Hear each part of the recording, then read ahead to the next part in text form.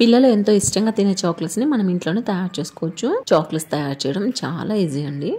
Chocolate తయారు చేయడం కోసం మనం ఇక్కడ బ్లాక్ కాంపౌండ్ తీసుకుంటున్నాము. ఈ బ్లాక్ కాంపౌండ్ మనకి సూపర్ మార్కెట్స్లో కానీ బేకరీ ఐటమ్స్ దొరికే షాప్స్లో కానీ ఈజీగా దొరుకుతుంది. ఈ చాక్లెట్ కాంపౌండ్ని ఈ విధంగా చిన్న చిన్న పీసెస్గా కట్ చేసుకోవాలి. చిన్న ముక్కలుగా కట్ చేసుకున్న తర్వాత ఈ చాక్లెట్ కాంపౌండ్ని ఒక బౌల్లో తీసుకోవాలి. ముందుగా మనం ఈ చాక్లెట్ కాంపౌండ్ని కరిగించుకోవాలి. మనం డైరెక్ట్గా స్టవ్ మీద పెట్టి ఈ చాక్లెట్ కాంపౌండ్ని కరిగించకూడదు.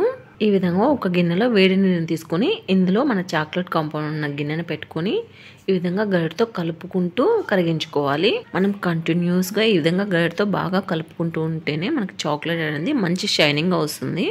చాక్లెట్ పీసెస్ పూర్తిగా కరిగి ఈ విధంగా లిక్విడ్ ఫామ్కి వచ్చిన తర్వాత ఈ చాక్లెట్ లిక్విడ్ని మనం చాక్లెట్ మౌల్స్లోకి వేసుకొని చాక్లెట్స్ని తయారు చేసుకోవాలి.